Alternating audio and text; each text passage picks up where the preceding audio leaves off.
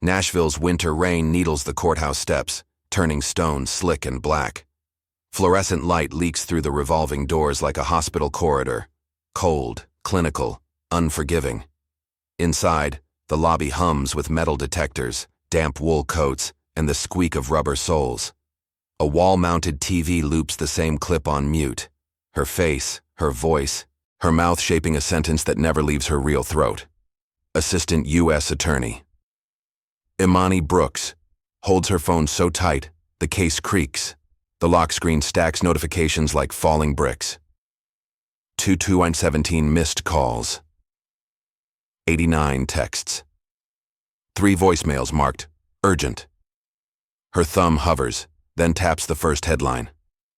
Federal prosecutor confesses, "I framed them." Her breath goes shallow. Her eyes fixate on the byline, then dart to the view count. 50, 3 million, as if the number itself can be argued down in court. The courthouse doors swing again. A pair of deputy marshals pause mid-step. One of them, tall, gray mustache, recognizes her and doesn't. His gaze slides over her suit, her badge clip, then sticks on the TV like a magnet. On the screen, deepfake Imani sits in Imani's own office. The angle is familiar, camera slightly above monitor height, framed by her bookshelf and the matte black diploma frame she hung after her first federal trial win. Even the chipped ceramic coffee mug is there. White glaze, navy rim. The faint printed words, earned, not given. Her real jaw tightens until it aches. A young clerk at the security line whispers, "Not quiet enough." That's her. That's the one. Imani's heels click forward anyway. She keeps her back straight, shoulders squared, chin level. "Good morning," she says to no one and everyone, voice controlled like it's on the record. A woman from local news, press badge swinging, steps into her path. "Ms. Brooks, did you destroy evidence? Did you take bribes from Judge Holloway?" Imani's eyes narrow, then widen, measuring exits, cameras, angles. "I'm not answering questions in the lobby." "But you answered in the video." The reporter shoots back, thrusting a phone toward her. The audio is loud now, tinny through a small speaker but painfully precise. On the phone, deepfake Imani says, "I planted files. I ruined good people. I did it for money." It is her cadence, her slight southern edge on certain consonants, the tiny breath she takes before a hard statement, the way her left eyebrow lifts when she emphasizes a point. Imani's fingers tremble once, then clamp still around her phone. She turns toward the deputy marshals. "I need to speak with the U.S. Attorney, now." The mustached marshal's mouth opens, then closes. He glances at his partner, then at the TV, then back to Imani's face as if comparing 2 versions of a reality he can't afford to misread. "Ma'am, they're expecting you upstairs." Upstairs, her office, her case files, 2 years of quiet work pulling on threads tied to one man. Federal Judge Malcolm Holloway. Bribes routed through shell LLCs. Sentences adjusted like numbers on a spreadsheet. An 80 million a river of money that never should have existed in daylight. She steps into the elevator. The mirrored wall catches her reflection. Brown skin, tight bun, pearl studs, a suit pressed sharp enough to cut.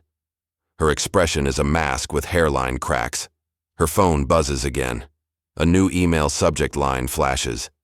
Administrative leave, effective immediately. Her throat constricts. She opens it. Pending investigation into alleged misconduct and to preserve public confidence, you are hereby placed on administrative leave. Her pulse thuds behind her ears. The elevator dings on the 7th floor and the doors part like a verdict. The hallway smells like copier toner and burnt coffee. A secretary at the far desk goes rigid, hands freezing over a stack of mail. A couple of junior prosecutors stop mid-conversation. Their faces carry the same look, the quick, involuntary recoil people make when they think they're near something contagious. Imani walks anyway. At 9:12 a.m., her supervisor's door is half open. Voices spill out. "DOJ is calling," someone says. "The FBI wants her devices." Another voice, lower, tight, answers. "We can't look like we're protecting her." Imani knocks once and enters without waiting. Inside, U.S. Attorney Graham Caldwell stands by the window with his arms folded, suit jacket still on, tie too perfect for this hour. Two agents in plain clothes sit in chairs that feel suddenly too small for them. A legal pad rests on one knee. A sealed evidence bag sits on the table like a threat. Caldwell's gaze meets hers and holds, but his mouth doesn't soften. Imani. She sets her phone on the desk, screen up. The video paused on deepfake Imani's face. That isn't me. One agent leans forward. His eyes flick over her hands, her posture, the way she doesn't fidget the way guilty people do on TV. Ms. Brooks, the recording appears authentic. Imani's lips part, then press together. She forces her voice to stay level. It appears. That's not the same as is. Caldwell exhales through his nose, a controlled sound. The Bar Association is initiating an emergency review. National outlets are running with it and, his jaw clenches, the FBI opened a file. Against you. Imani's fingertips touch the edge of the desk, steadying. 2 years. I've built a case that goes to the Civil Rights Division by Friday. Caldwell's eyes dart, just once, to the closed folder on his desk labeled Holloway, in black marker, then back to her. That tiny glance lands like a breadcrumb in the dark. Not anymore, Caldwell says. As of 11:00 a.m., you're suspended pending investigation. You surrender your badge, your access, your phone. Imani's chest rises slowly. She stares at the folder, then at Caldwell. You're taking the case off me. I'm taking you off everything, he replies, voice clipped. For your own good. For my own good, she repeats, each word sharpened. Her eyes flick to the agents. If you believe that video, ask yourselves why it drops today. The agent's pen hesitates.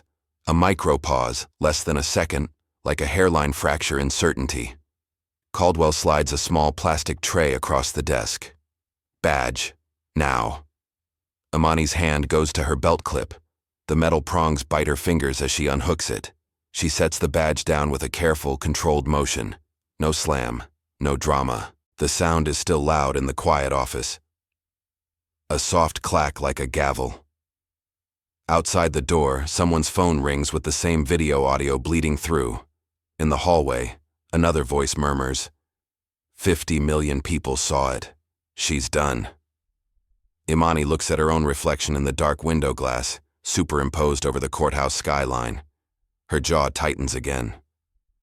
I want a copy of the original upload. I want the metadata. I want the chain of custody. The second agent finally speaks, tone almost polite. Ma'am, chain of custody is exactly what you're accused of breaking. Imani's eyes lock on his. Then you'll understand why I'm not backing down. Caldwell's phone lights up on the desk. A caller ID flashes. Holloway Chambers. Caldwell doesn't answer. His gaze flicks to it, then away too fast. Imani sees it anyway. Another breadcrumb, another crack. Her voice drops, steady and dangerous. He's doing this. Caldwell's face goes blank. Leave, Imani, before this gets worse.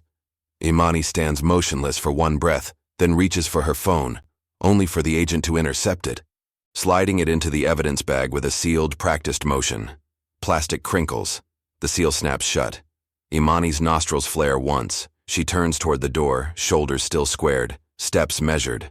The hallway seems longer now, as if the building itself stretches to keep her inside the humiliation. At 9:27 a.m., as she passes the TV again, deepfake Imani lifts that borrowed eyebrow and says, I did it because I could. Imani doesn't look away. She speaks under her breath, not a prayer, an oath. Then I'll prove you can't. If you believe that no one should ever face a weaponized deep fake that destroys a career overnight, type truth below. Then comment your country and city. Let's see where people stand against digital sabotage worldwide. Your participation shows that accountability knows no borders. 2 hours earlier, her townhouse on Laurel Street sits quiet under a bruised Nashville sky. Rain ticks against the kitchen window in a steady code. The scent of yesterday's coffee clings to the air, bitter and stale, mixing with the lemon cleaner she uses when she needs her thoughts to line up.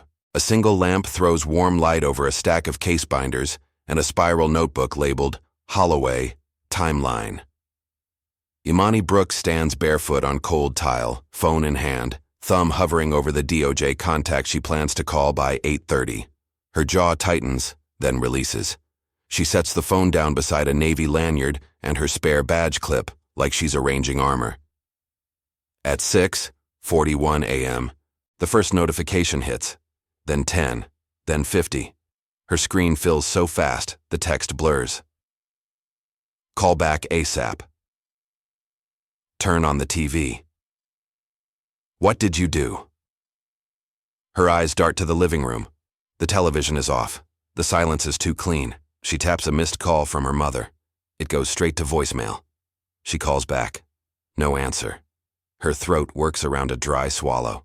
A new message lands from her sister. Tell me this isn't you. Attached, the link. Imani clicks. The video loads with an ad she can't skip, and the delay feels like punishment. When it finally plays, her own face appears, lit by her office desk lamp, framed by her bookshelf, the same black diploma frame, the same white mug with the navy rim.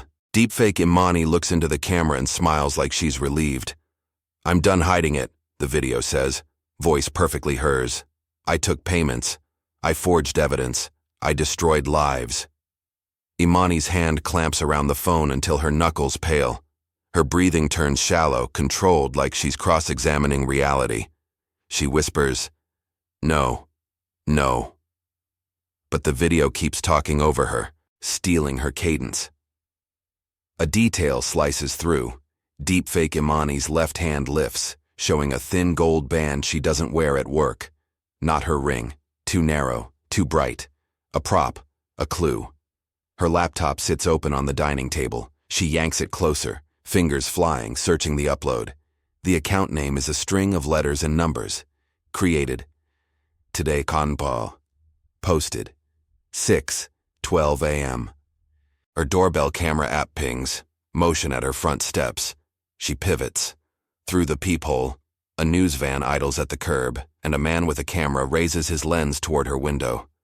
Imani steps back, spine straight, eyes hardening. "So you want me trapped?" she says to the empty room. Her phone buzzes again. A text from an unknown number. "Stop digging or your husband dies."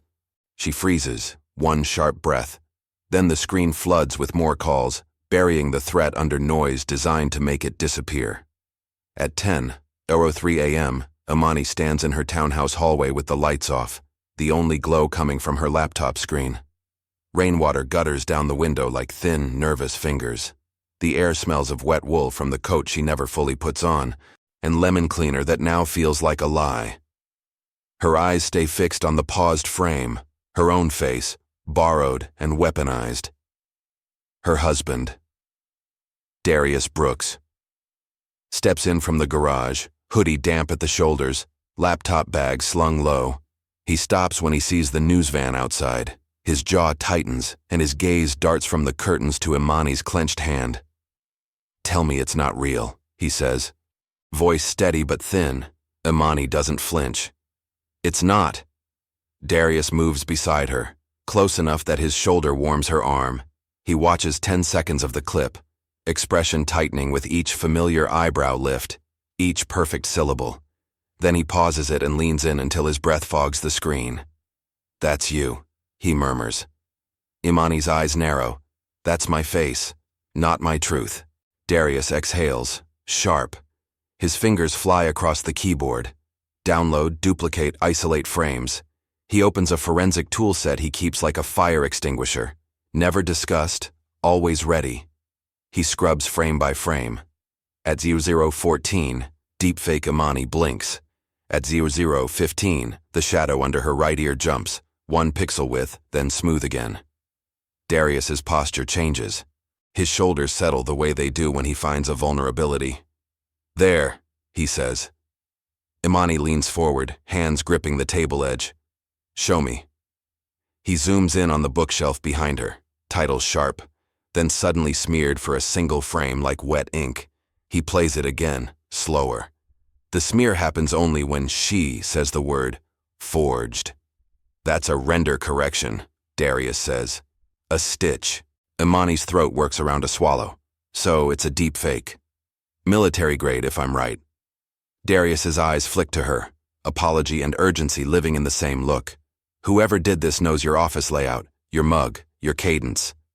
Imani's gaze drifts to the clip again.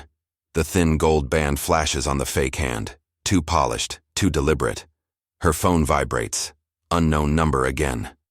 This time it's a single line. We can make a jury see anything. Darius's eyes widen as he reads it over her shoulder. His lips part, then press tight. Imani, this isn't just about your job. Imani closes the laptop with a controlled snap, like shutting a courtroom door. Her voice drops. It's Holloway. He's cornered. Darius nods once. Then we don't argue with the internet. He reaches for his own phone. We prove the pixels lied. At 10:41 a.m., Darius drives without music, wipers slapping a frantic rhythm across the windshield. Nashville blurs into wet neon and brake lights. Imani sits rigid in the passenger seat, coat folded in her lap like she might need it as a shield. Her eyes fix on the side mirror, then dart to the dashboard clock, then back to the smear of gray sky. Every few seconds, her phone screen wakes with another unknown call, another number that evaporates before she can grab it. They park behind a nondescript building off Charlotte Avenue, no sign out front, just a steel door with a keypad and a security camera that tracks them with a slow, deliberate swivel. The air inside smells like ozone and burnt dust, the way electronics smell when they work too hard. Fluorescent strips hum overhead, reflecting off glass partitions and rows of monitors. A wall of servers breathes warm air through black vents, like an animal sleeping with one eye open. A woman in a slate blazer meets them at the threshold.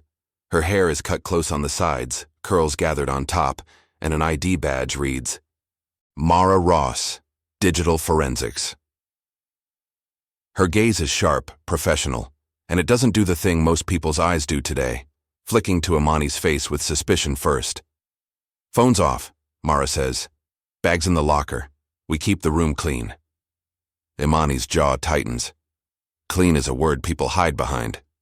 Mara's mouth twitches, almost a smile, almost not. Here it means uncontaminated. Chain of custody starts the moment you walk in. Darius slips his laptop onto a stainless table. His fingers drum once against the edge, then still. We need an answer that holds up in court. Then we treat this like evidence, not outrage, Mara replies. She gestures to a chair. Sit, both of you. Imani lowers herself, posture straight. The chair squeaks anyway, loud in the sterile quiet. She watches Mara pull the viral video from a secure download, verifying hashes, logging timestamps. On a second monitor, Mara opens a waveform, Imani's own voice turned into blue spikes and valleys. The sight makes Imani's throat tighten, as if the sound could crawl back into her mouth. At 10:53 a.m., Mara zooms into the frame where Darius found the smear. She doesn't gasp. She doesn't nod like she already knows. She just works. Zoom, isolate, magnify, compare. A grid overlays Imani's face, mapping cheekbones and lip corners like coordinates. Look here, Mara says. Imani leans in, hands gripping her knees. Her eyes narrow, then widen as the screen fills with her own eyelashes. Too perfect, too consistent. Mara flicks between two frames. The blink pattern is wrong, Mara says. Humans don't blink on an algorithmic interval like that unless they're trained for it. And the specular highlights, see the tiny light reflections in the eyes? They should shift with micro head movement. They don't. Darius exhales through his nose, controlled. So it's synthetic. Mara clicks a few keys. The audio isolates. Now the voice. The timbre matches you. The prosody matches you. But the consonant decay. Listen to the end of money. A small speaker plays it. The word lands crisp, then ends with a faint metallic flutter, like a paper-thin echo. Imani's fingers curl into her palm. That's not how I talk. That's not how anyone talks, Mara says. It's a model artifact. Military grade? Possibly. At least well-funded. Darius's gaze flicks to Imani. We can certify this? Mara doesn't answer immediately. She pulls a file from a cabinet, printed forms, a thick binder labeled Authentication Protocols. The paper smells like toner and glue. She sets it down with a soft thump that feels heavier than it should. We can write an expert report. We can swear to our methodology. But the bigger fight is psychological, Mara says, voice even. A lie doesn't need to be airtight. It just needs to be vivid. Imani's eyes fix on her own frozen face on screen. For a second, she sees what the public sees. Confidence, confession, certainty. Her jaw clenches until the muscle jumps. In America, we act like seeing is believing, she says, voice low. But belief is a choice people make when it's convenient. Mara turns the monitor so they both face it. Convenience is exactly what weaponized media buys. Darius slides his phone across the table, careful, like it might explode. The threatening text sits there in black and white. We can make a jury see anything. Mara's eyes dart once, then lock. That's a message from someone who understands courtrooms. Imani's gaze hardens. Judge Holloway understands courtrooms. He also understands fear. Mara taps a key and pulls up the upload pathway. Accounts, repost trees, bot amplification patterns. The screen blooms with nodes and lines like a spiderweb lit from within. This didn't go viral naturally, Mara says. It got pushed, coordinated. Whoever did it has infrastructure. Darius's shoulders shift, settling into resolve. We need to find the origin server. Mara's lips press together. We can try, but if it's routed through layers, it'll take time. Time is what they're buying, Imani says. Her eyes dart to the clock again. 11:07 a.m. Somewhere, suspension paperwork finishes printing.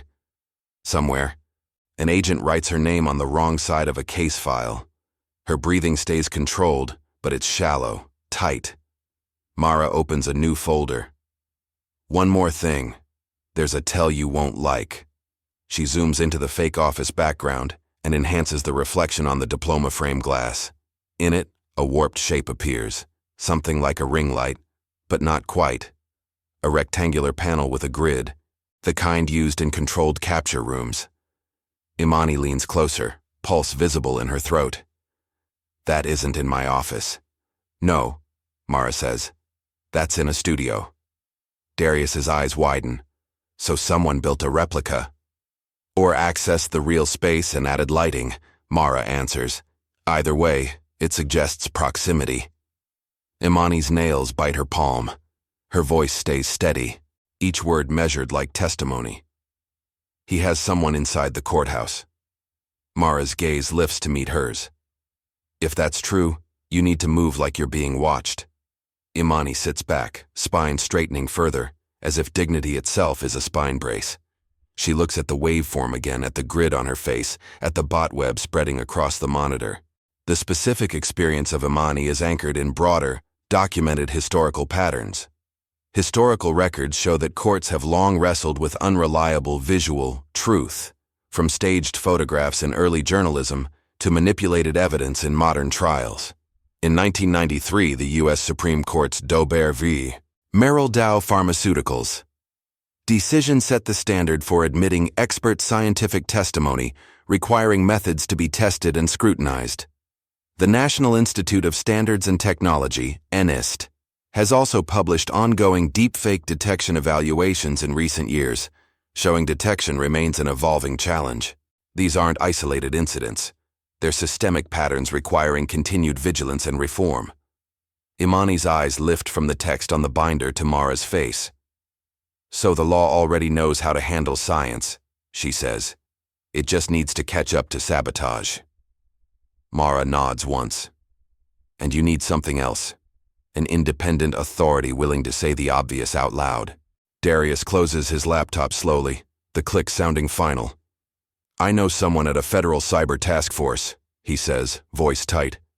But if we call them, this becomes a war. Imani stands, shoulders squared, chin level. Her gaze fixes on the steel door camera watching them leave. "It's already a war," she says. "They just fired first." She takes one step toward the exit, then pauses, eyes narrowing as a new thought lands, sharp and cold. The fake video shows her office. The lighting suggests a controlled setup. The threat mentions juries. And Caldwell's phone. Holloway chambers. Lights up like a warning flare. Imani's voice drops to a quiet blade. "Before we call anyone," she says, "we find out who had access to my office this week and who inside that courthouse still answers to him." At 11:26 a.m., the courthouse parking garage feels like the underside of a ship. Concrete pillars sweating, fluorescent tubes flickering, exhaust hanging low in the damp air. Imani keeps her head high as she and Darius step out of the elevator bay. Her eyes scan the corners, then fix on a security camera with a red status light. Her jaw tightens, releases, tightens again. Darius slides a plain black flash drive into his pocket, the motion small and careful. "Mara's report draft is on here," he says. "Hashes, frame analysis, bot map. It's not feelings, it's math." Imani nods once. She doesn't look at her phone. She listens to the garage instead. The distant slam of a trunk, the soft squeal of tires, a cough that sounds too close. She turns and walks toward the stairwell, choosing the route with fewer blind spots. On the 5th floor landing, a familiar voice catches them. "Imani." Graham Caldwell stands by a vending machine that smells like warm plastic and stale chips. His suit jacket is unbuttoned now, tie loosened like he's been holding his breath for hours. His eyes dart to Darius, then to the flash of the drive disappearing. A micro pause, a calculation. "You shouldn't be here," Caldwell says. "I'm not here as your employee," Imani answers, voice calm and flat. "I'm here as the person you watched get framed." Caldwell's mouth tightens. "Internal Affairs pulled your badge logs already." Imani steps closer, stopping just outside his comfort distance. Her gaze doesn't waver. "Then you know I didn't enter my office at 6:12 a.m. Caldwell's eyes narrow, then flick away. "Badge logs don't cover everything." Darius tilts his head. "Keys do. Master keys, cleaning crews, IT." At the mention, Caldwell's knuckles whiten around a paper cup of vending machine coffee. He swallows once. "Facilities has a list," he says, "and there's an access report for the camera system, if it exists." Imani leans in a fraction, voice dropping. "Who can edit it?" Caldwell exhales through his nose. "Court IT, the director and his techs." Imani's eyes sharpen. "Names." Caldwell hesitates, one beat too long, then speaks like it hurts. "Director is Warren Pike. His lead tech is Ezra Pike." Darius's eyebrows lift. "Related?" Caldwell's stare goes past them, toward the stairwell door. "Brothers," he says, "and Ezra. He's close to Holloway." Imani's hand closes around the stair rail, metal cold under her palm. "Then we start with the one man who can make cameras lie," she says. "We pull the access trail before it disappears." Caldwell's voice lowers. "If you push this, he'll try to bury you." Imani's posture straightens, spine like steel. "Then he better bring a bigger shovel." At 11:44 a.m., the courthouse service corridor runs behind the public hallways like a spine. Narrow beige-painted cinder block, pipes wrapped in silver insulation, the air sharp with bleach and warm dust from old vents. A flickering fluorescent tube buzzes above a row of gray steel doors stenciled with numbers. Somewhere deeper in the building, a copy machine thumps like a slow heartbeat. Imani walks a half step ahead of Darius, heels quiet now on the rubberized floor. Her eyes track the ceiling corners, then fix on a small dome camera mounted above a "No Admittance" sign. The red status light glows steady, almost smug. Darius's hand brushes his pocket once, confirming the flash drive is still there. His jaw tightens as if he can feel the building listening. They stop at a door labeled "Court It, Room 5C." A laminated sheet taped beside it reads, Authorized personnel only. Under that, a second line in fresh Sharpie. No media, no exceptions. Imani raises her knuckles and knocks once, firm, controlled. Director Pike, it's Imani Brooks. Silence stretches. 10 seconds. 20. The fluorescent light above them sputters, then steadies. The door opens a cautious inch. A pale face appears, mid-40s, close-cropped hair, wire-frame glasses. His eyes dart immediately to Imani's hands, then to Darius's hoodie, then down the corridor as if checking for witnesses. Warren Pike's voice comes out tight. You're on leave. Imani's posture stays tall, shoulders squared. I'm here about the video. Pike's lips press flat. I don't handle PR. This isn't PR, Darius says, voice even. It's infrastructure, bots, upload routing, camera access. Pike's gaze flicks to the dome camera above them. His throat works around a swallow. I can't talk in the hallway. Imani tilts her chin toward the open door. Then let us in. Pike hesitates, one beat too long, then unhooks the chain and swings the door wider. The room smells like hot plastic and burnt coffee. A rack of monitors lines one wall, each showing different courthouse feeds. Elevators, judge's hallway, lobby, parking garage. Cables snake across the floor in tidy bundles. A small desk fan pushes warm air that tastes faintly metallic. On a shelf above a row of external drives sits a thick leather-bound planner stamped Holloway Chambers. In gold letters. Imani's eyes lock on it. Her jaw tightens, then releases with a slow breath. Breadcrumb, bright as a flare. Pike notices her stare and shifts his body, trying, too late, to block the shelf. That's, he starts. A planner from a federal judge's chambers is in your IT office, Imani says, voice low and exact. Explain that. Pike's eyes narrow behind his glasses. We support the whole building. Judges, clerks, everyone. Darius steps closer to the monitor wall, careful not to touch anything. His gaze darts across timestamps in the corners of the feeds. Do these cameras store locally or to a network recorder? Pike's hand lifts, then drops. Network. Centralized. Who has admin rights? Darius asks. Pike's nostrils flare once. Me. 2 techs. Imani's gaze stays on his face, steady and unblinking. Ezra Pike is one of them. The name lands like a weight. Pike's shoulders shift. A tiny collapse he tries to hide. Ezra works nights. And Judge Holloway calls your office directly, Imani adds, watching for the twitch. I saw it on my supervisor's phone. Pike's mouth opens, closes.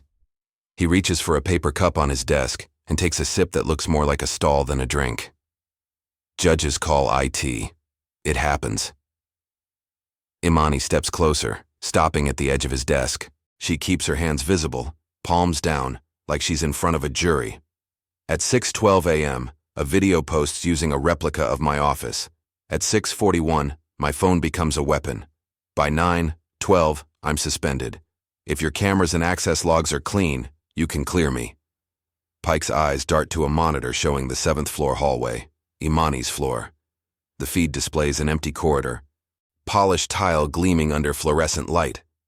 Darius points at the corner timecode. Pull the logs for 7th floor, office suite, between 4:00 and 7:00 a.m. Pike's fingers hover over his keyboard but don't land. A tremor flashes once in his knuckles, then stills. Those logs are restricted. Imani's voice sharpens, not louder, cleaner. Restricted by who? Pike swallows. His gaze slides to the shelf with the Holloway Chambers planner again, like it's a leash.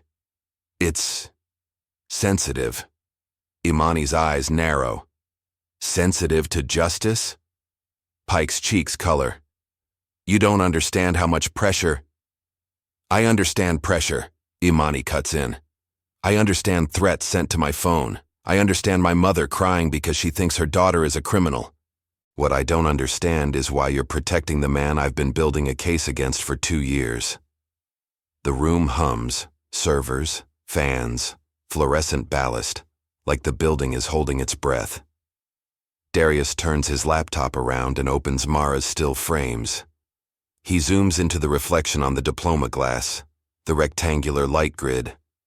"This is a controlled capture panel," he says. "Not a desk lamp. Somebody records source footage in a studio setup." Pike's eyes widen a fraction. His lips part. For the first time, his gaze looks less defensive and more afraid. "That's not my department." Imani shifts her weight forward, voice dropping to a quiet blade. "Warren, if Ezra has admin access, he can pull camera feeds, edit timestamps, erase entries, and walk anyone into any office without leaving a trace. You know that." Pike's hands grip the edge of his desk. His breathing goes shallow. I follow protocol." Imani's stare doesn't move. Protocol didn't keep a fabricated confession from getting 50 million views. Darius's eyes flick toward a smaller monitor tucked low in the rack, partially hidden behind a router. Unlike the others, it shows a black screen with white terminal text scrolling, IP addresses, process IDs, timestamps repeating in tight loops. His eyebrows lift. He leans slightly, careful. "What's that machine running?" Pike shifts too fast, blocking the view with his shoulder.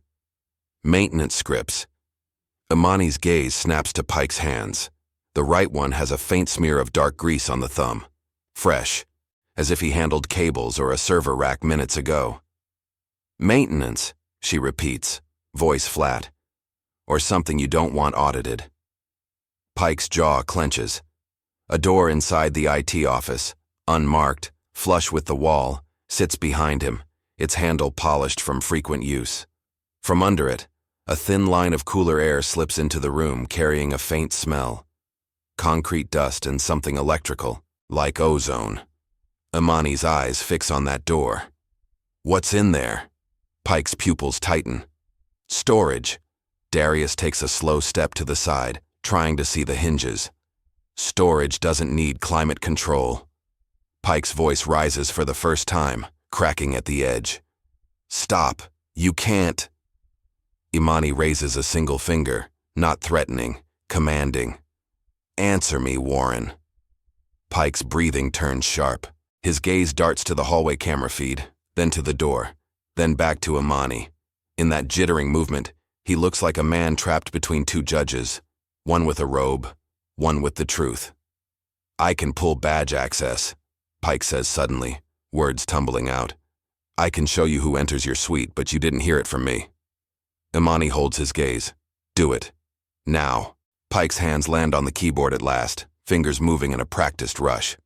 Lines of data populate, door IDs, timestamps, card numbers. Darius leans in, eyes darting across entries. Imani's face stays still, but her shoulders tighten as if bracing for impact. At 5:58 p.m. a line appears. 7th floor, prosecutor suite. Service door. Override key. Not a badge. An override. Imani's throat tightens. "Override keys don't belong to prosecutors," Pike whispers, barely audible. "Facilities and IT." Another line appears, 2 minutes later. 7th floor camera node. Admin login. Epic. Ezra. Darius's jaw hardens. "That's your brother." Pike's eyes shine with panic he tries to swallow down. "He said it was for Judge Holloway." He said. A sharp knock hits the IT office door. Once, twice. Not polite. Pike freezes, fingers hovering over the keys. His gaze darts to the monitor showing the service corridor camera outside. Room 5C. A man stands there in a courthouse IT jacket, body angled so the camera catches only part of his face. But the posture is confident, almost casual. He lifts his hand again to knock, and on his ring finger a thin gold band flashes, too bright, too narrow. The same band from the fake video. Imani's eyes lock on the screen. Her jaw tightens until it trembles once. Darius whispers, "That's him." Pike's voice drops to a terrified breath. Ezra. At 12:03 p.m., the IT room air turns heavy, as if the server racks pull oxygen for themselves. The monitors cast a bluish sheen across Imani's cheekbones, making her look like she is lit for someone else's story. Warren Pike's fingers hover above the keyboard, locked in place. Darius's gaze fixes on the hallway feed, pupils tightening as Ezra's hand lifts again to knock. The knock hits, firm, patient. Imani's eyes dart to the unmarked interior door and the thin seam of colder air beneath it. Her jaw sets. "Warren," she says, voice level. "Open that door, now." Warren's lips tremble once, then flatten. "I can't." Darius leans closer to the monitor wall, keeping his hands to himself. "He's wearing the same ring as the fake," he says. "That means proximity. That means access. That means this building." Ezra knocks again. Then his voice slips through the door, muffled but unmistakably calm. "Warren, open up. Judge needs the logs." Imani's posture straightens another inch. He says judge, like it's a weapon. Warren swallows hard, Adam's apple bobbing. His eyes flick to the shelf. Holloway chambers. Then to Imani. "He'll ruin me," he whispers. "He already did," Imani replies. She shifts her weight, listening. The corridor stays quiet. No footsteps running, no radios crackling.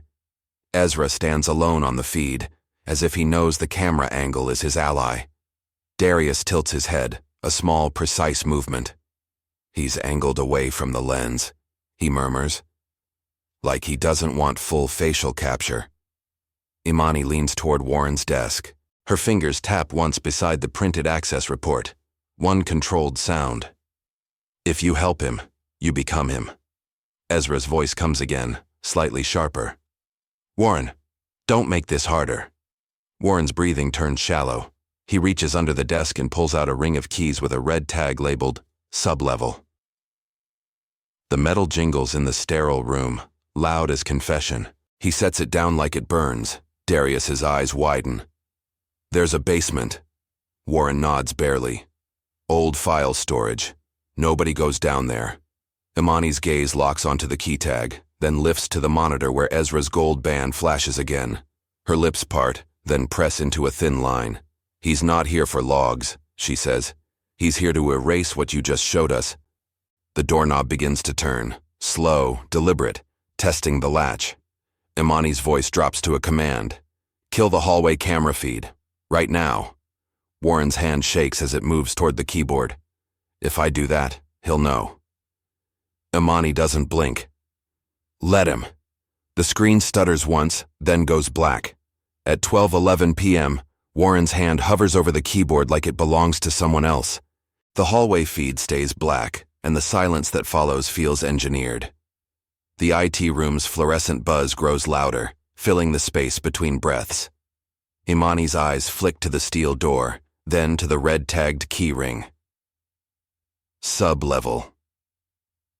Then back to Warren's face, waiting for him to choose a side.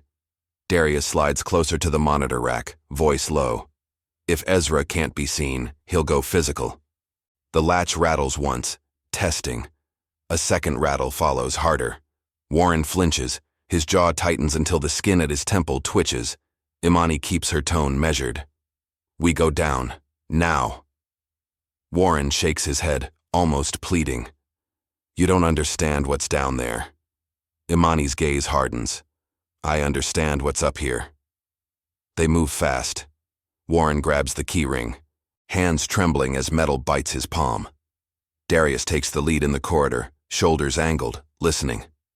The service hallway smells of bleach and wet concrete. Emergency exit signs cast green light onto scuffed floor tiles. Behind them, the IT door thumps once, Ezra forcing it, then the sound cuts off as if he pauses to listen too. At the stairwell marked, "Staff only." Warren jams the key into a lock plate. His fingers slip, then catch. The door opens into a stairwell that drops colder with each step. The air changes, damp, mineral, old building breath. Somewhere below, a fan runs steady, not loud, just constant. They reach a steel door stamped Sub-level 5D. Not storage, not archives. An access panel blinks amber. Warren swipes, and the light turns green with a soft chirp that feels like permission granted to a crime. Inside, the space is wider than it should be under a courthouse. Concrete walls painted matte gray, acoustic foam squares nailed in neat grids, and a row of LED panels stacked like stage equipment. A camera rig sits on a tripod facing a replica corner of an office. Bookshelf, diploma frame, even a white mug with a navy rim. The smell is plastic, hot circuitry, and fresh paint trying to disguise itself. Darius's eyes widen. It's a set. Imani steps forward, chin level. Her hand hovers over a clipboard on a table. The top page reads, Facial Tracking, Brooks I. Under it, a schedule grid with timestamps and one line circled in red. Chags, 0 a.m. capture. The specific experience of Imani is anchored in broader, documented historical patterns. In 2023, NIST's Face Recognition Vendor Test, FRVT, reports note that performance can vary across demographics and that evaluation is essential when systems affect civil rights. The FBI also cautions that manipulated media can accelerate misinformation and threats when spread online at scale. Research demonstrates that authentication, not virality, must govern what institutions accept as proof. These aren't isolated incidents. They're systemic patterns requiring continued vigilance and reform. A sound echoes from above, metal on metal, a door giving way.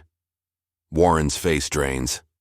Darius snaps his laptop open, already filming the room with his phone in the other hand.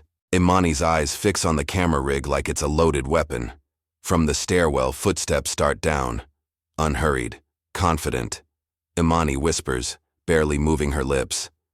He knows we found it. At 12:14 p.m., the sublevel air feels colder, but the LED panels throw a clean, artificial daylight over everything. Foam squares, tripod legs, and that replica corner of Imani's office like a crime scene staged for an audience. The hum of the server rack in the corner sits under the room like a second heartbeat. Darius keeps his phone up, camera rolling, the lens catching the clipboard title. Facial Tracking, Brooks I. Then panning to the mug, the diploma frame, the chair positioned at a perfect angle. Footsteps descend from the stairwell, measured, unhurried, each step landing with the dull authority of someone who believes the building belongs to him. Warren Pike's fingers clamp around the red-tagged keyring.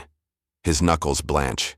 His eyes dart from the stairwell door to Imani, then down to the floor as if he wants to disappear into it. Imani doesn't. She shifts one foot back, grounding herself on gritty concrete. Her jaw tightens, then stills. Darius, she murmurs without turning her head. Get the server label, anything with a serial number. Darius nods once, throat working. He angles his phone toward the rack, fan spinning behind a grill, a sticker half peeled, a handwritten marker note. Node 12. Sync on. His breathing turns shallow but controlled. The stairwell door swings open. Ezra Pike steps into the room wearing the courthouse IT jacket like it's a uniform of immunity. Mid-30s. Lean. A calm face that doesn't match the violence of what he builds. His gaze lands on Imani first, then slides to the camera rig, then to Darius's raised phone. His mouth twitches, almost amused. On his ring finger, the thin gold band flashes under LED light, too bright, too narrow. Ms. Brooks, Ezra says, voice smooth, you really shouldn't be here. Imani's eyes fix on the ring. Then they rise to his. I shouldn't be famous either, she replies. But you made that happen. Ezra's smile holds for half a second, then thins. His eyes dart, one quick glance to a small metal box mounted near the server rack, a power cutoff. He takes a step toward it. Darius's voice cuts in, sharp. Don't touch anything. Ezra stops, hands lifting in a slow, performative gesture. Relax. I'm just here to secure equipment. Judge's orders. Warren's lips part, then press tight. A tremor flickers at his jawline. Imani tilts her head a fraction. Your judge buys people. That's not an order. That's a purchase. Ezra's nostrils flare once. His gaze flicks to Warren, warning, ownership, Then back to Imani. "You think you can prove a video is fake," he says, stepping closer, "when the whole country already decided?" Imani's posture doesn't shift. "Yes." Darius edges to the side, still filming, capturing Ezra in frame with the set behind him. Ring, jacket, replica office, server rack. One image stacking evidence on top of evidence. Ezra's voice drops, quieter, more dangerous. "People don't care about truth. They care about what feels real." Imani's eyes narrow. "Then you picked the wrong person to frame." Ezra's gaze snaps to Darius's phone again. In that instant, his composure cracks, just a hairline. His hand jerks toward his pocket. Imani's voice hardens. "Don't." From above, a muffled shout echoes through the stairwell, another door opening, hurried steps starting down, more than one set. Ezra freezes, listening, eyes widening a fraction like he hears a clock he can't stop. Imani keeps her stare locked on him as the footsteps multiply, closing fast. At 12:16 p.m., the sublevel's LED panels bleach every surface into harsh clarity. Gray concrete, black cable bundles, acoustic foam, and the fake corner of Imani's office that now looks cheap under scrutiny. The air tastes like warm circuitry and paint fumes. Darius keeps filming, his wrists steady even as his breathing turns tight. Warren stands near the stairwell door, shoulders caved inward, eyes flicking like a trapped animal's. The footsteps multiply above, rubber soles on metal stairs, a radio squawk, then silence again as if someone signals for quiet. Ezra Pike's hand stays half-raised, suspended between innocence and sabotage. His eyes dart to the power cutoff box again. Imani tracks the glance and shifts one step sideways, placing her body between Ezra and the server rack without touching him. Her jaw sets, her voice stays level. "You take one more step, and you add obstruction." Ezra gives a soft laugh that never reaches his eyes. "You think you're still a prosecutor?" "I think I'm still a citizen," Imani replies. "And you're standing in a felony." Darius pans his phone across the room like a scanner, clipboard with a facial tracking. "Brooks, I." The circled 6:00 a.m. capture. The rectangular capture lights, the mug, the diploma frame. He zooms onto the server sticker. Node 12, sync on. Then catches Ezra's ring as it flashes again. The stairwell door bangs open. 2 FBI agents spill into the room first, windbreakers, sidearms holstered, eyes sharp and fast. Behind them comes a third agent carrying a manila folder and a folded document board. A U.S. Marshal follows, thick shoulders filling the doorway, radio clipped high. The leader, Special Agent Tanya Miller, lifts a hand and speaks with the calm of someone who already knows the end of the story. "Freeze, hands where I can see them." Ezra's posture stiffens, then loosens into performance. He raises both hands. "This is a misunderstanding. Court equipment." Agent Miller's eyes flick to the replica set, then to Darius's phone, then land on Imani. Recognition hits her face. Quick, human. Then she locks it away behind procedure. "Ms. Brooks," she says, careful. "Step aside." Imani doesn't move yet. Her eyes narrow, checking angles, checking motives. "Am I being detained?" she asks. "Or protected?" Miller nods once, almost imperceptible. "Right now, protected." Darius's shoulders drop a fraction. Warren exhales like he's been underwater. Another agent, Raphael Carter, moves toward the server rack, gloved hands out but not touching. "We have a federal warrant," he says, voice carrying. He opens the folder and flips the document board toward Ezra and Warren, bold header, case number, and the words, "Search and seizure, digital evidence." Ezra's eyes widen, just a flicker, then his mouth tightens.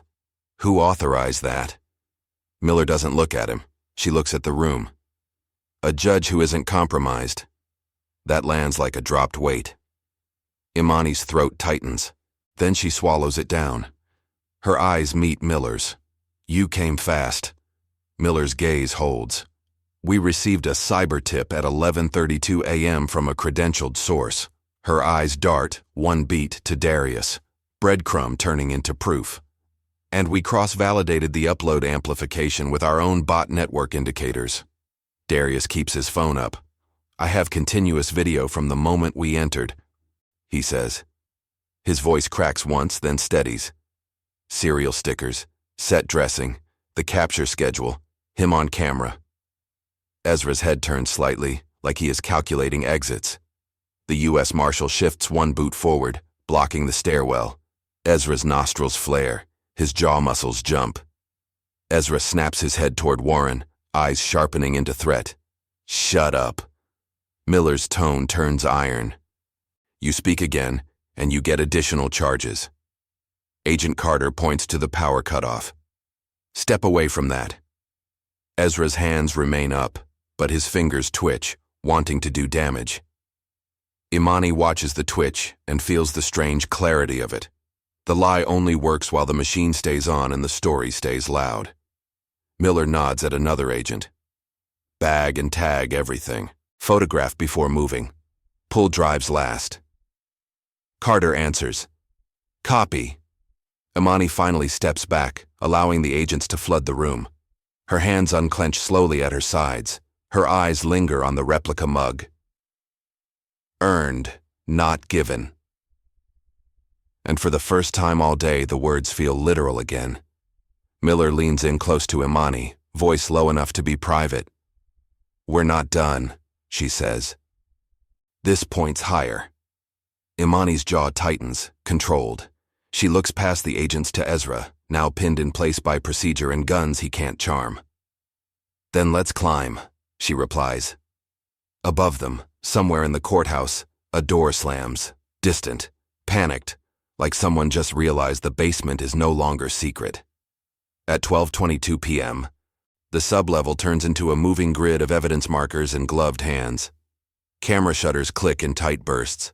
Flashlights sweep across acoustic foam, the tripod, the rectangular capture panels, and the fake bookshelf that tries, pathetically, to look lived in. The air stays hot with circuitry, but the room's temperature feels like it drops anyway, as if certainty pulls heat out of people. Imani stands near the concrete wall, giving the agent space. Her shoulders stay squared, but her fingers flex once, then settle at her sides. She watches Agent Tanya Miller's team photograph the clipboard, then seal it in a clear bag. She watches Raphael Carter call out serial numbers like a litany. Node 12, label confirmed, Carter says. Sync indicator active. Ezra Pike's gaze follows every motion, calculating damage he can't do. His jaw clenches, then loosens into a thin smile that doesn't belong on anyone facing federal agents. You're making a mistake, he says. None of this will stick without context. Miller doesn't look up. Context is what you manufactured. Warren Pike sits on a metal folding chair an agent drags in, knees bouncing under the table like they're trying to run without him. His eyes keep darting to the stairwell, then to Imani, then down to the floor. His lips part and close, words trapped behind fear. Imani steps closer, not to intimidate, but to anchor him. Warren, she says, voice steady. You have one chance to stop being a tool. His throat works. He said it was national security, he whispers. He said Holloway had friends. Friends don't need a replica of my office, Imani replies. Miller turns, finally giving Warren her full attention. Mr. Pike, she says, you cooperate now. You help yourself. You obstruct. You go down with them. Warren's eyes shine. His hands grip the chair seat. There are backups, he blurts. He keeps everything mirrored, off-site. Carter pauses mid-bagging, eyes narrowing. Where? Warren swallows hard. Cloud, but not normal accounts. He uses a court vendor portal. Looks like maintenance traffic. Darius, still filming from the safest corner, lowers his phone just enough to speak. Vendor portal means contract leverage, he says. His voice stays controlled, but his breath is tight. Paper trails, purchase orders. Imani's gaze flicks to the leather-bound planner on the IT shelf upstairs. Holloway Chambers. And the image lands with a cold click. He isn't just corrupt, she says. He's organized. Miller's radio crackles. Team 2 to Miller. We have Judge Holloway's chambers locked down. He's not there. Imani's eyes narrow, then widen, tracking the implications. He runs, she says. Miller nods once. We're already moving on the airport. Ezra's smile twitches, the first real crack. His eyes dart toward the power cutoff again as if he can will his hands free. An agent shifts one step closer, subtle, final. Miller gestures to Carter.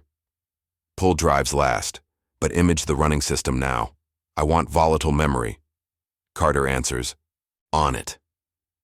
A tech plugs in a forensic kit. A monitor fills with processes, multiple streams, multiple render jobs, lines of text stacked like a factory schedule. Imani's stomach tightens, not from fear, but from the scale of the thing. 12 concurrent render sessions, names in file paths that look like human beings reduced to targets. Carter reads, voice flattening. These directories, 8 separate identity profiles, prosecutors, 2 journalists. Imani's jaw tightens. All connected to Holloway, she says. Warren's shoulders fold inward. He told Ezra, it was preemptive defense. Anyone who looked too close got edited. Darius's eyes fix on the screen, pupils tightening. This is a pipeline, he says. Capture, train, generate, seed with bots, then let outrage do the rest. Imani turns to Ezra. Her voice stays quiet, but it cuts clean. How many lives do you ruin before your hands start shaking? Ezra meets her stare, and for a moment his composure tries to reassert itself. People ruin themselves, he says. We just give the public a story. Miller steps in, tone sharp. Cuff him. Metal clicks.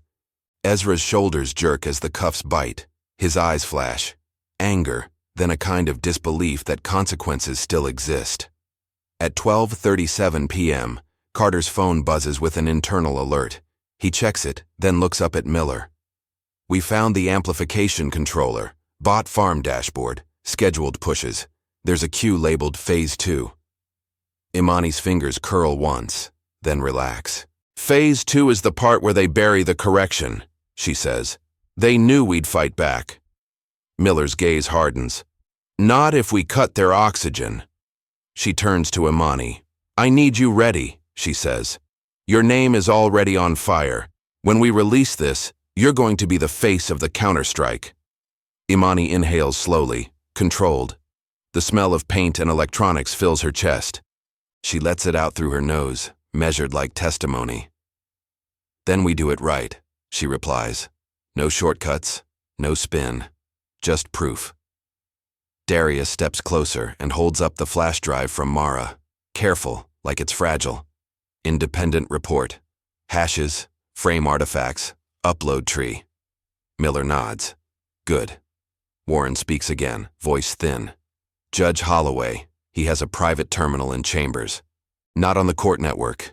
Ezra built it. Imani's eyes lock. A hidden endpoint, she says. That's your offsite key. Miller points at Warren. You're coming with us. Warren's head drops once, then lifts. His eyes meet Imani's, and his expression changes. Still afraid, but no longer owned. I'll show you, he says. The specific experience of Imani is anchored in broader, documented historical patterns. In 2023, the White House issued an executive order on the safe, secure, and trustworthy development and use of artificial intelligence, Executive Order 14110, directing federal agencies to develop standards and guidance to reduce AI-enabled harms. NIST continues expanding its AI Risk Management Framework, 2023, to address emerging threats like synthetic media. Research demonstrates that policy and technical safeguards must advance together. These aren't isolated incidents. They're systemic patterns requiring continued vigilance and reform. Imani watches Ezra get walked toward the stairs, his ring flashing once under the LED panels like a final insult. She doesn't flinch. Her gaze returns to the replica mug. Earned, not given. And she speaks softly, not to anyone's camera, but to the part of the system that still believes in verification. Then let the truth be earned, she says, the hard way. At 2:58 p.m., the federal courthouse press room smells like old carpet, hot projector bulbs, and the burnt edge of stale coffee. The fluorescent lights flatten every face into the same tired shade, but the air vibrates with anticipation. Reporters shifting in folding chairs, microphones clustered like steel flowers, camera operators whispering counts and checks. A seal hangs behind the podium, gold and blue, trying to look eternal in a world where clips outrun context. Imani stands in the back, just off to the side, flanked by Darius and Agent Miller. Her suit jacket is still crisp, but the day has tugged at it, one button slightly off-center, one sleeve crease sharper from being held too long at her side. Her posture stays tall. Her jaw tightens once as a reporter's phone pings with a headline update. Then she forces her shoulders to settle. On the screen beside the podium, a slide waits. Digital evidence, authentication, Brooks' deepfake investigation. Miller steps up first. Her voice carries without effort. Today we executed a federal search warrant and discovered an unlawful synthetic media operation inside this courthouse. A ripple moves through the room, chairs squeak, a breathy "what" from the second row, fingers tapping record. Miller continues, the operation targeted multiple individuals, including Assistant U.S. Attorney Imani Brooks. Evidence indicates coordinated bot amplification and a studio setup designed to impersonate her. A reporter calls out, "Are you saying the confession video is fake?" Miller's eyes narrow, then hold steady. "I'm saying it is fabricated. We can demonstrate it." The screen changes. Mara Ross appears via secure video link, framed by the same kind of sterile office that produces truth the slow way. She speaks in short, controlled sentences. Hash values, frame inconsistencies, lighting reflections, specular highlight mismatch, algorithmic blink timing. No theatrics, just method. A journalist in the front row leans forward, eyes widening as the side-by-side analysis plays. The smear in the bookshelf titles, the frozen eye reflections, the metallic consonant decay. The room grows quiet enough to hear the projector fan. Imani watches faces instead of slides.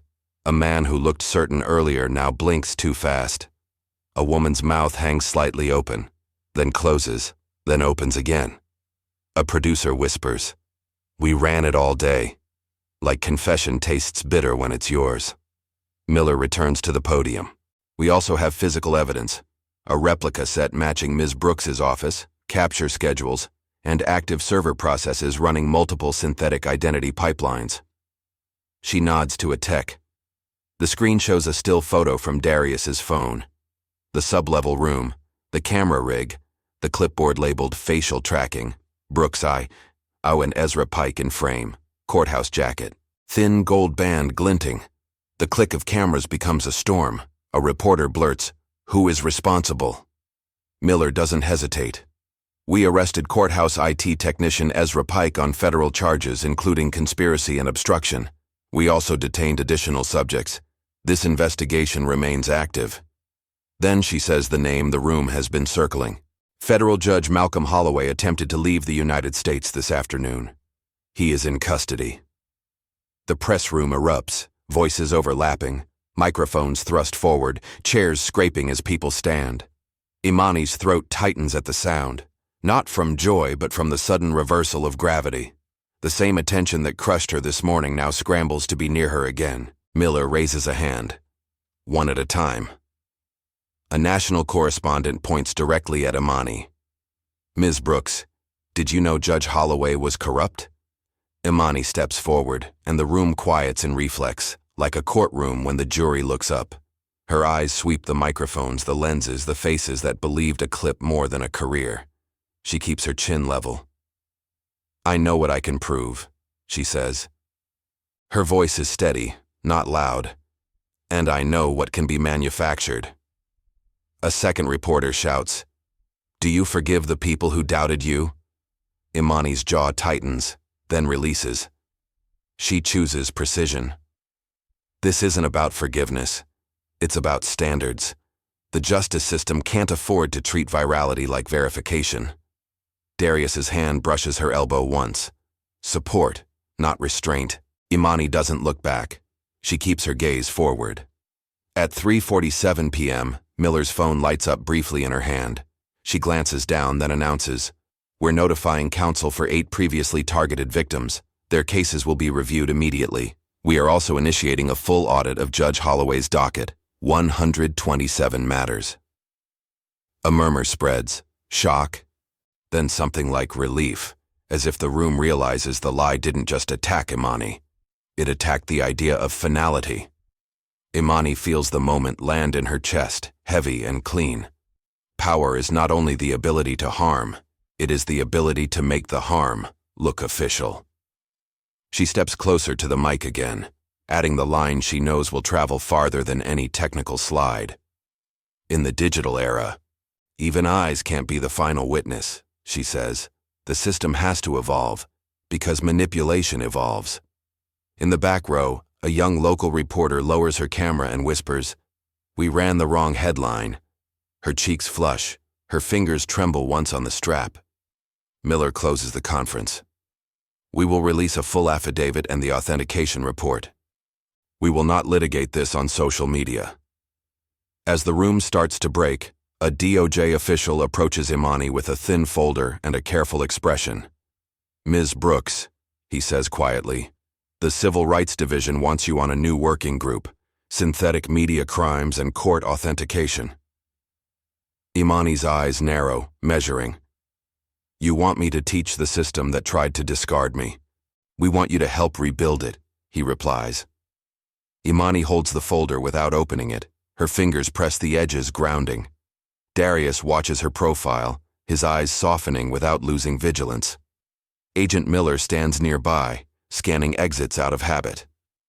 Imani looks back toward the podium, the seal, the microphones. She thinks of the morning, badge clacking into a tray like a gavel. She thinks of the replica set underground. She thinks of how easily a nation nods along to a well-lit lie. Some truths arrive like thunder, others arrive like paperwork, slow and undeniable. Imani finally speaks, voice low but clear. "Then we start with one rule," she says. "No video enters a courtroom without authentication. Not ever again." She turns toward the exit, shoulders squared, and the cameras pivot to follow. This time, she doesn't feel hunted. She feels present, unedited, unborrowed, unafraid. Thank you to everyone who typed her truth and shared your locations with us. Seeing this global community united for accountability and truth proves that justice is a universal human value.